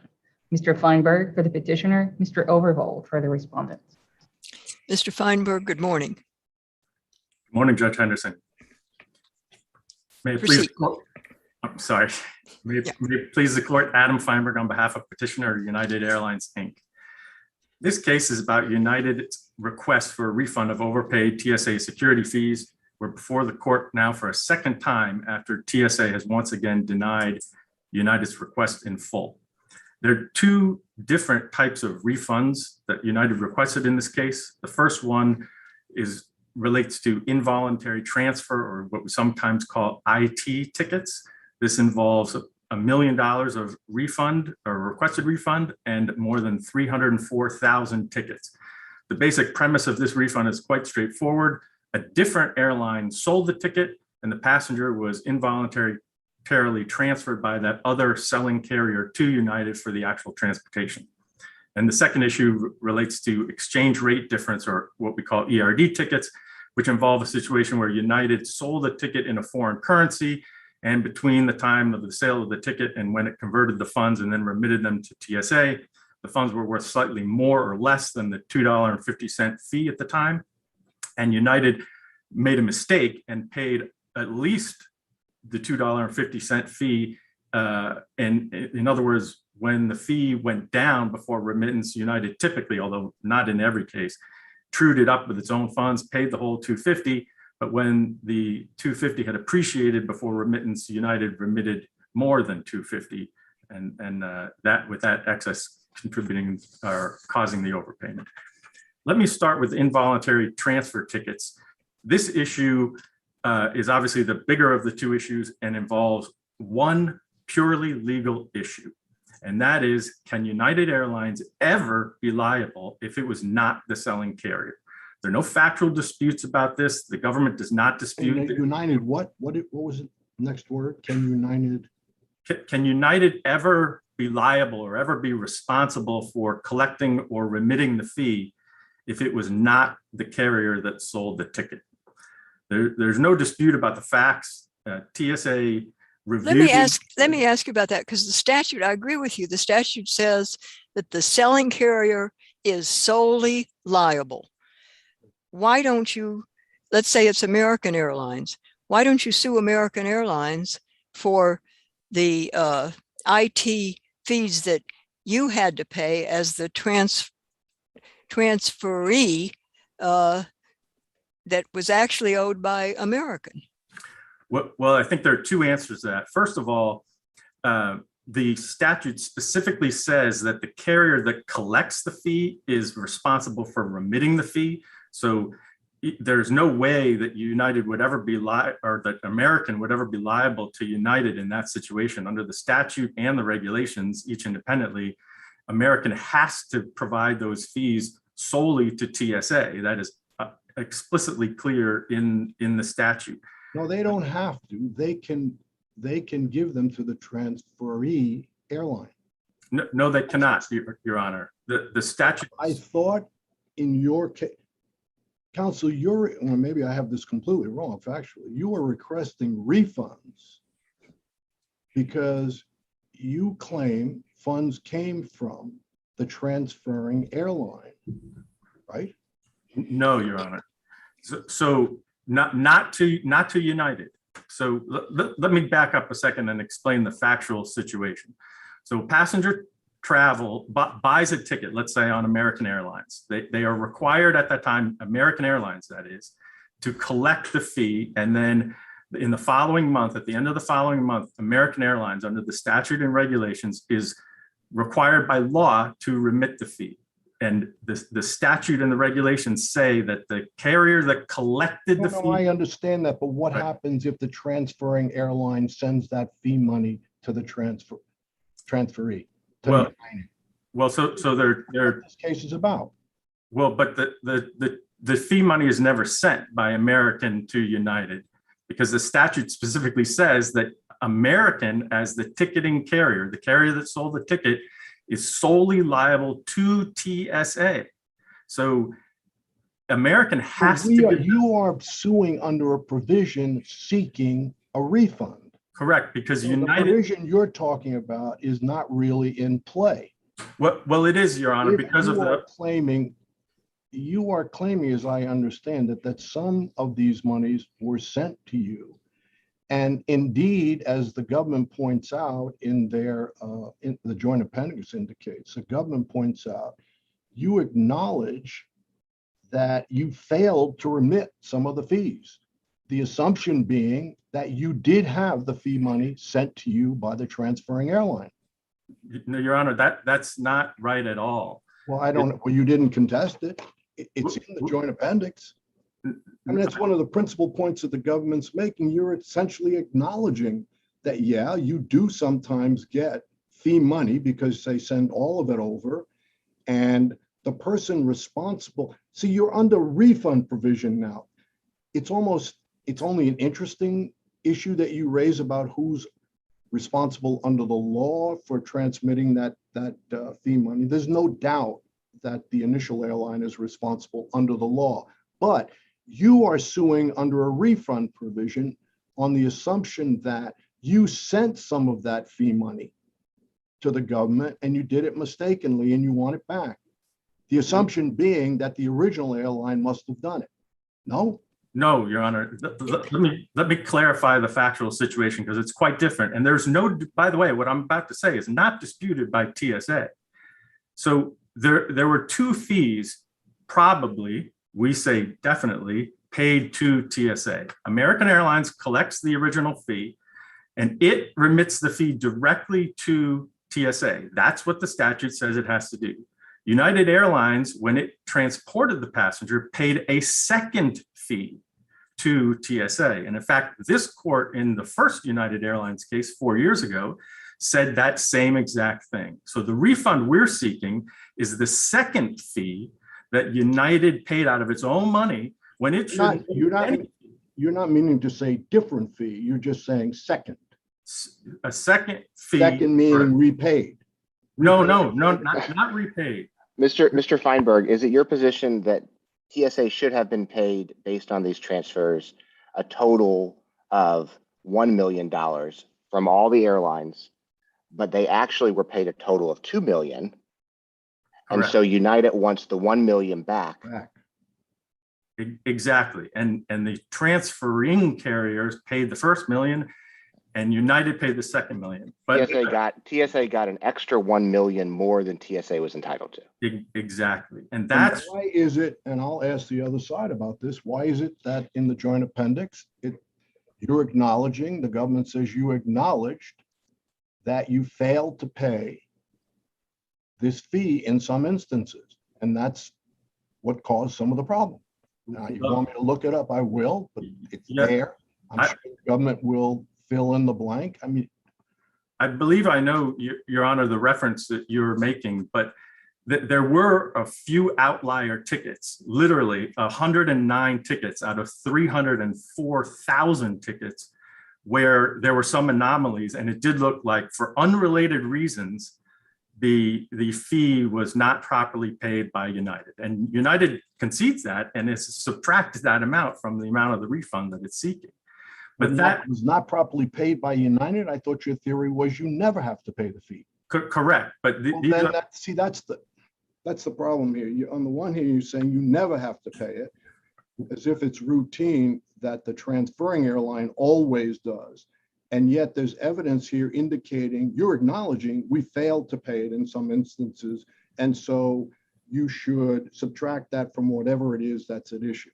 Obviously, there have been occasions where the transferring airline is sending the ticket amount and the fee, and you will then remit.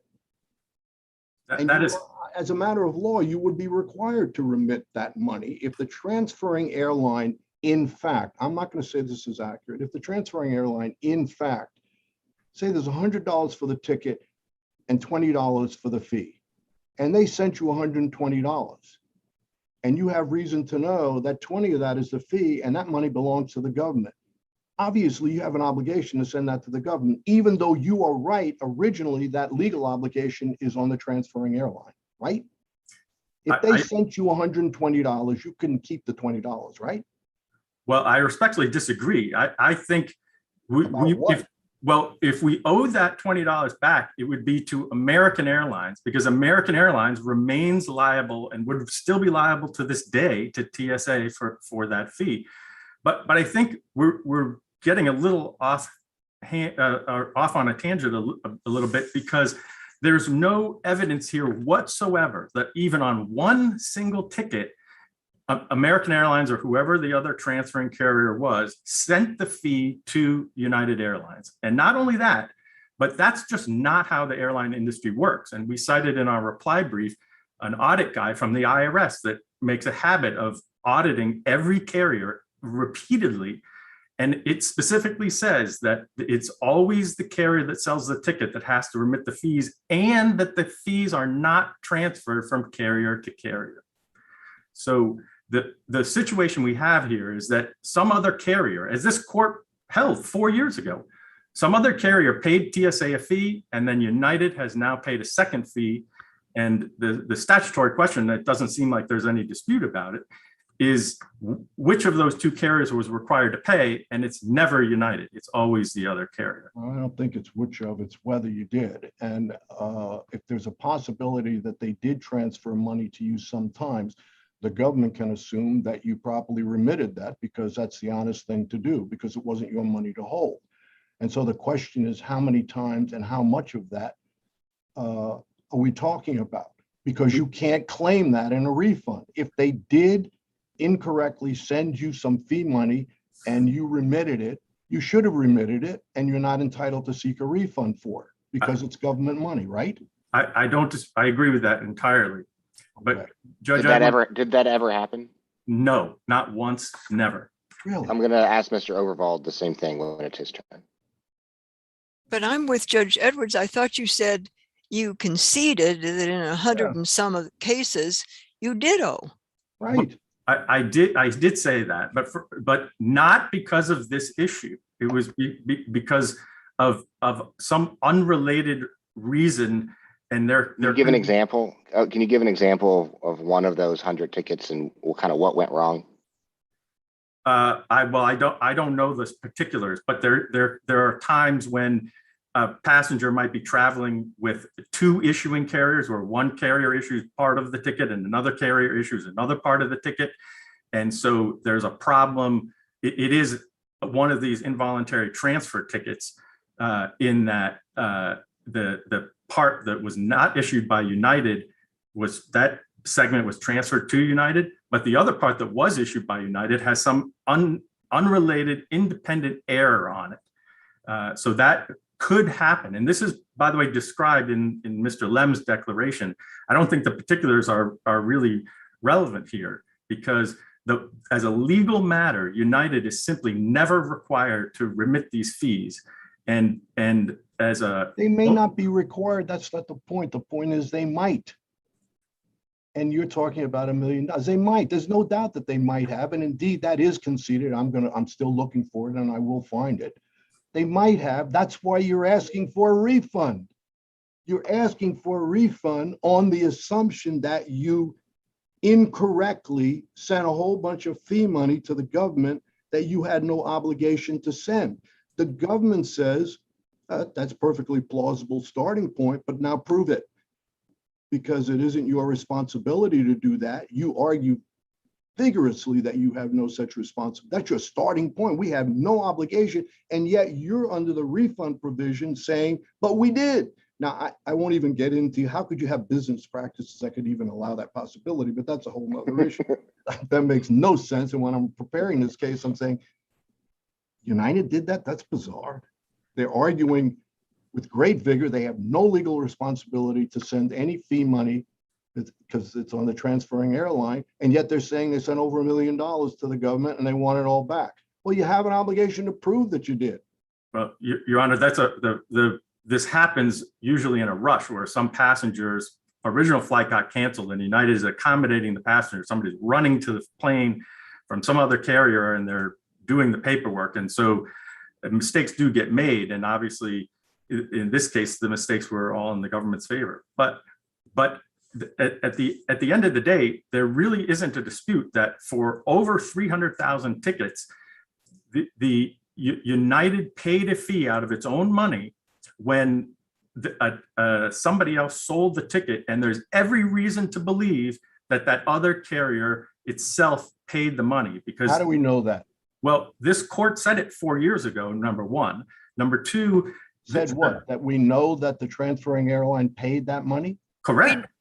No, it was a footnote that said it is reasonable to believe or something like that. It was not a holding. Well, but I think the court, whether you say it's a holding or dicta, the logic flows from the fact that the legal responsibility from a few things. Number one, that the legal responsibility for submitting the fee always lies with that other carrier. And number two, that the other carriers were audited by TSA repeatedly. All carriers are under their regulatory provisions to ensure that they've complied with the law. And third, because the process in the airline industry, as the IRS itself acknowledged, is that the fees do not get transferred between carriers. Only the airfare does. And when you put all those together, that's more than enough proof that the transferring carrier did in fact pay, as it was required to, all of these other fees. All right, Mr. Overvolt, we'll hear from you. Judge Henderson. May it please the court, Life Overvolt on behalf of the Transportation Security Administration.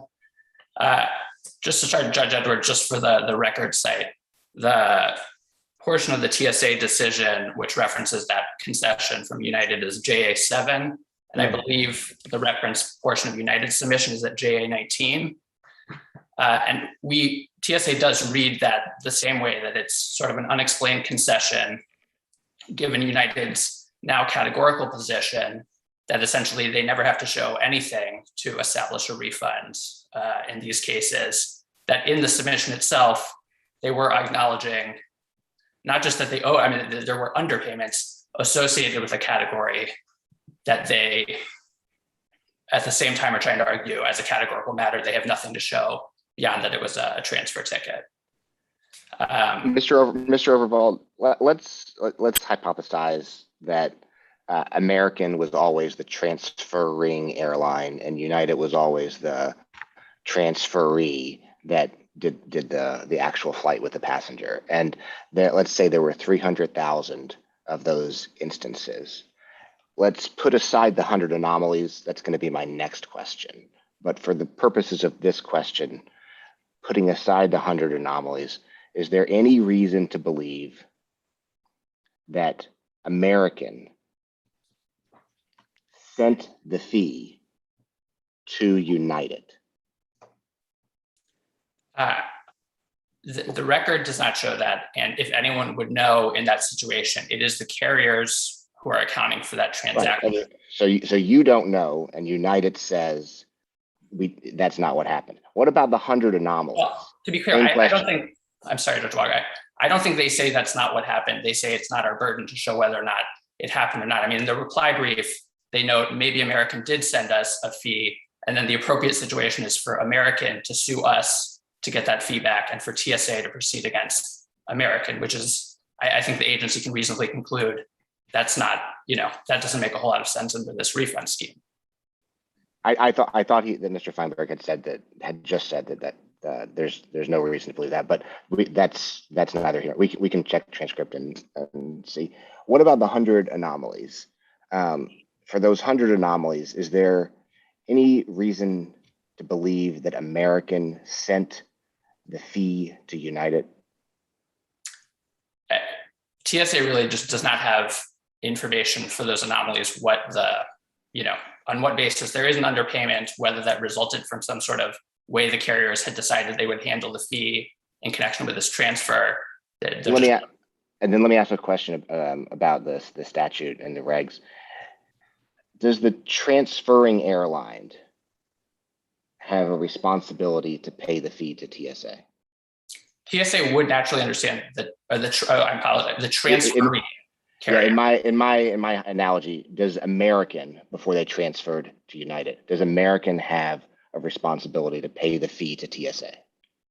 So of the two, TSA would look to the transferee who actually provided the transportation. You would look to United. You would look to United. I mean, as a practical matter, and especially in this sort of refund context, TSA wants one fee for one flight. And if that is remitted by either of the two carriers, they're not looking for a double payment from the other carrier. It does seem odd, though, to say TSA wants the money and we don't care who we get it from. One of the two airlines must have a legal responsibility to do it. Yes, no, I understand. In my hypothetical, does American have legal responsibility to do it? America, I mean, They clearly do under the Yes, regulations. yes. Counsel. I think so too, but I think No, I don't want to fool wanna- with this because this seems like a very straightforward. well, just the government, you're treading on very light. Here in this case, that is a legal matter under your regs. It's the transferring airline that is responsible for that fee. You agree, Mr. they Overholt? would have collected a fee and they're holding it in trust. No, it's a legal matter. The way it's written out, when someone decided to draft, their assumption was the transferring airline is responsible for that fee. That's what the law says. The one point I don't want to, that there are situations in which, let's say, No. With Well, what's but just- written in the regs, you have no claim that you can possibly rest on in the regs that would support a claim that the transferee has that legal obligation. well, Under your regs, the assumption is the transferring airline has that responsibility, right? Yes. in a situation in which Show me something, and show me something that calls. just in a situation, just to offer one hypothetical, which I think, in a situation in which the involuntary transfer arises because American has canceled a flight and it, provides all the remuneration associated with those flights to United. United issues a United ticket for those passengers. I'm not sure why United is not the selling carrier in that situation, but I do think the fact that we are in a refund context here is also crucial. That but you don't want to answer a very crucial question, and my colleague has asked it. I have, I'm sure all three of that. You can't possibly.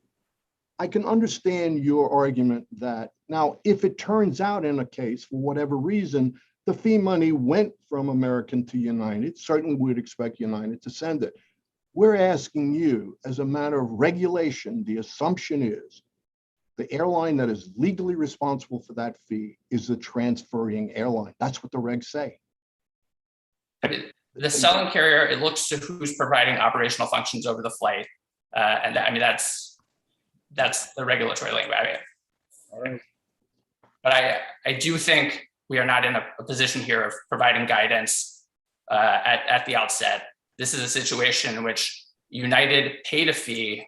It asserted in connection with its submission that she just assume the transferring carrier also paid the fee because of the timing that they're supposed to remit it a month after collection. But as TSA noted, Sure. there's also Let me change gears just a little bit. Who's in is the government in a position to know which airline paid the fee? Is it, it is in position to, well, the fees are collected and remitted by the carriers and then reported at a relatively high level. So I'm not sure there's a government record that could, point to some flight 4 years ago and say, oh yes, we marked that, as American or United. I do think that is also an important aspect of the regulatory scheme we have here, that it is the carriers responsible for collecting and remitting, subject to oversight from TSA and, audits from time to time, but the records are generally in the carrier's hands. And so is what's driving TSA's decision here that it's worried if it refunds United for these transfer fees, for these TSA fees that resulted from transfers. TSA is worried that if it makes those refunds, it will not get paid at all because it will have refunded United, and then a transferring airline like American never paid that fee in the first place. Is that the main reason that TSA has denied the refund here? That is the principal concern. Yes, that they need in the showing. And it's yours. And then what you just said a second ago is that the government's not in a position to know if that's what happened or not. Yes. Okay. All right. I understand it. Can I ask you a question from the passenger's point of view? I pay $150 to fly from Columbia to DC. 25 of that is the security fee. I've already paid it. I get to the airport and American says, we've canceled, but we're going to put you on United. I don't pay anything extra. That $25 has already been paid to American. Do we know, is it in the record that when United issues me a ticket, that it then bills American the total $150 or whatever I said at the beginning, the entire fare? Judge, I believe JA23 is the portion of United's submission that might present. What does that say? The best, and I'm paraphrasing, but I believe it's essentially United will issue a ticket in exchange for ticket stock from the transferring carrier. So as I understand the transaction, they sort of handle the accounting between the carriers, and the passenger will not pay anything additional. Whether every transaction involves payment of the entire remuneration to from one carrier to the other, that is, we don't have those accounting records to reflect that. Well, I thought that's what the IRS, according to the lawyer for the other side, if it didn't make clear, that's what United is relying on, that the IRS says those fees don't get transferred between airlines. The fact that, I guess, in the reply brief, they're now pointing to this IRS document that says, as a general practice, these sort of fees are not transferred, taxes in general, which may include these sort of fees, are not transferred. I think that underscores the failure of proof before the agency. And this isn't even something, okay, the agency identified this as a defect, and they waited until the reply brief to put that forward. So,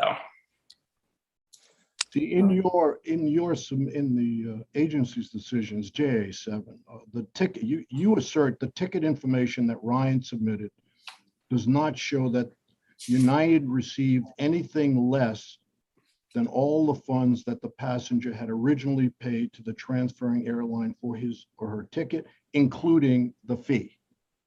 And what the other side is very plausibly arguing is, why should they? Because the assumption should be the opposite. The assumption should be that the transferring airline has the legal responsibility to submit the fee. You're not doubting that. and they apparently often do. That is the way it's set up. And all United is doing here is saying, for some reason that I still don't understand, they sent in $1 million in fees that they had no obligation to send in. Now, are you doubting that they sent in those $1 million, that $1 million in fees? Are you doubting that? We're not doubting that they sent in the fees. The question is, did they establish?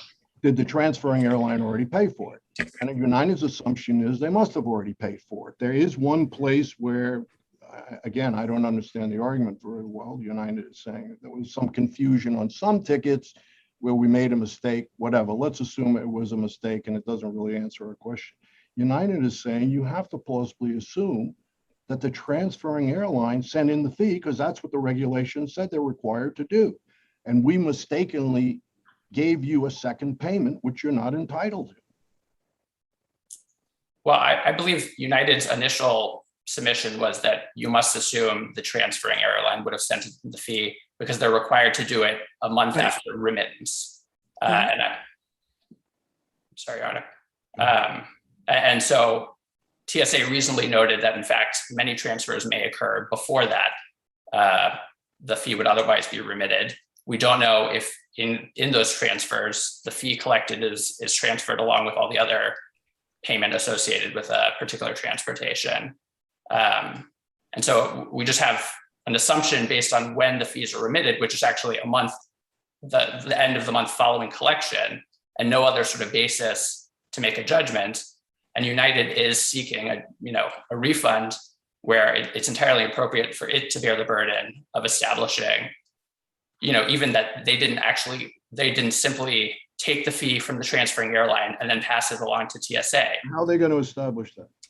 Because there's a legal assumption the transferring airline is responsible for the submission of the fee. Well, they certainly could establish whether or not they got anything less than the full amount of the payment associated with a particular ticket in the first place, including a fee. I think TSA can entirely reasonably, if what happened was United got the fee from the transferring carrier and just passed that along to TSA can reasonably say, we're not refunding a fee in that situation where you just passed it along. It was initially collected by one carrier and we're just passing it along.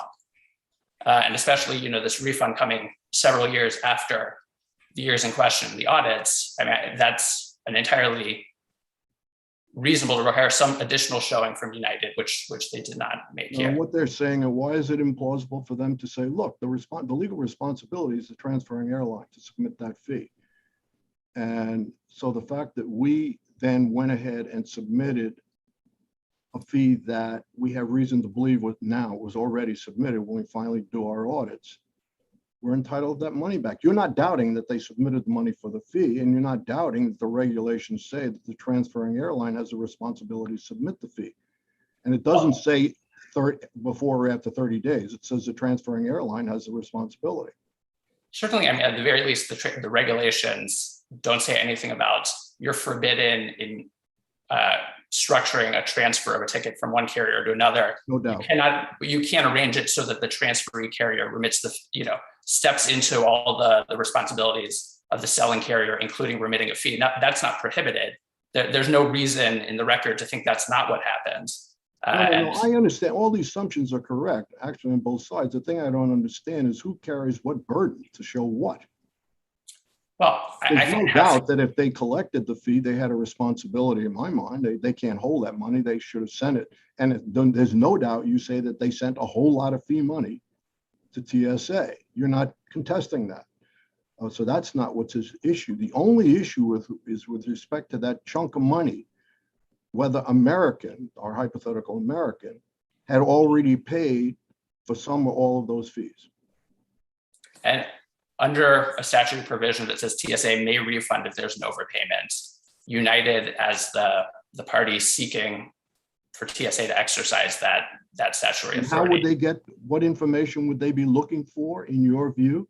If you were the lawyer on the other side, what would you tell your client? This is what we have to get to be able to show that American paid that money and we double paid it. Certainly something in the accounting for the transaction that reflected that United got anything less than the full amount included, that the security fee wasn't remitted to United in the first place. And if they had that, but they could nonetheless show that our agreement provided for American to remit the fee in connection with this particular ticket. I mean, that's something that's beyond what they showed here, but they provided no basis to have any inference about how these transactions actually provided for the fee to be remitted at all. And they should have that information as the carrier involved.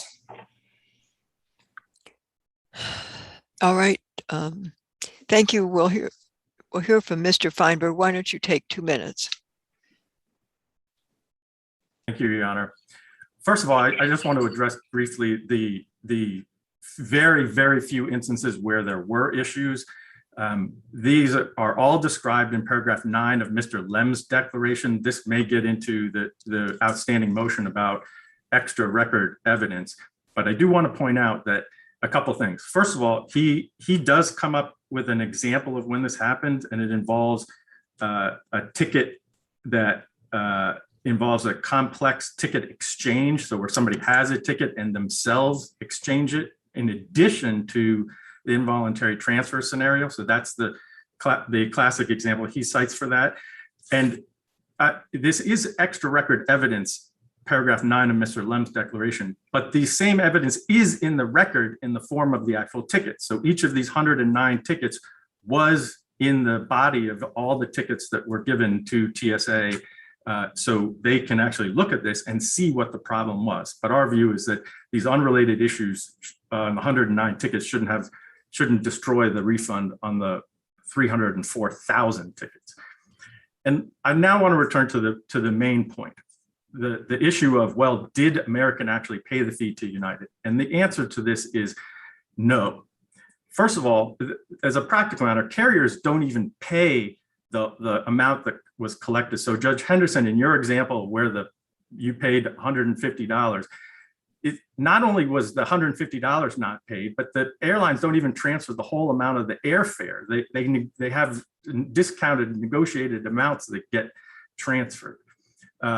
And why would American ever transfer the fee if it, under the statute and regulations, is going to be liable? It just makes no sense, as this court noted, even if in dicta in the first case. Is there anything that you have from American confirming that indeed that's their business practice?